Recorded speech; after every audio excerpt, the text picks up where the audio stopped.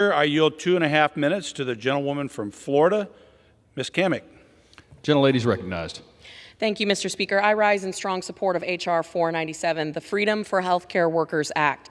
This bill would repeal the federal CMS mandate imposed on healthcare workers nationwide. So on December 4th, 2020, then President-elect Joe Biden was asked point blank if he would mandate COVID vaccines for Americans. His answer? No. I don't think it should be mandatory. I wouldn't demand it be mandatory. Well, as we came to find out and have since learned, you can't take him at his word.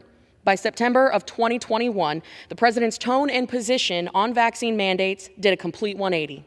He said he was, quote, getting impatient and frustrated with unvaccinated Americans, went so far as to call it a pandemic of the unvaccinated. Mr. President, I hate to break it to you, but the American people do not exist to please you, or any president for that matter. We don't simply comply because you are, quote unquote, frustrated. Yet it was his impatience that led to this vaccine mandate.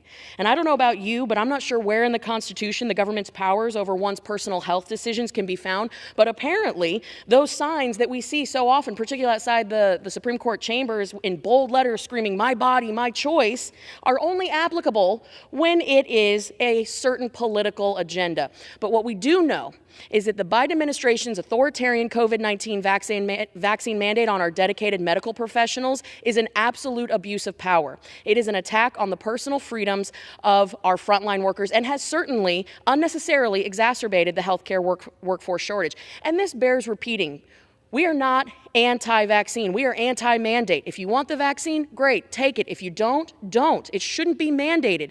Now, as many of you in this chamber know, my husband serves our local community as a firefighter paramedic, and at the height of COVID, as he was showing up, not staying home, continually responding to 911 calls of folks who were getting sick, not once did a patient ask if he was vaccinated. Not once did they demand that the firefighters show up, be vaccinated. And when they did answer the call, they went with honor and diligence, and they continued to do their job. Not once did they ask if that patient was vaccinated. Not once did fellow firefighters ask my husband, was he vaccinated? Likewise, as the hospitals filled out, doctors, nurses, medics, EMTs, they were working double, triple overtimes, taking care of the sick, comforting people who had been left to take their last breaths alone as families were left outside. They never once demanded a vaccinated doctor, never once asked for a vaccinated nurse. They were doing their jobs, taking care of them, because that's what they do. These are the frontline workers, and it's time that we stand up for them. Today, in every congressional district in America, hospitals are struggling with staffing shortages. We can address these shortages by looking to the thousands of healthcare workers who were fired or left their job because of this mandate. Let's stand up to the big government one-size-fits-all power grab.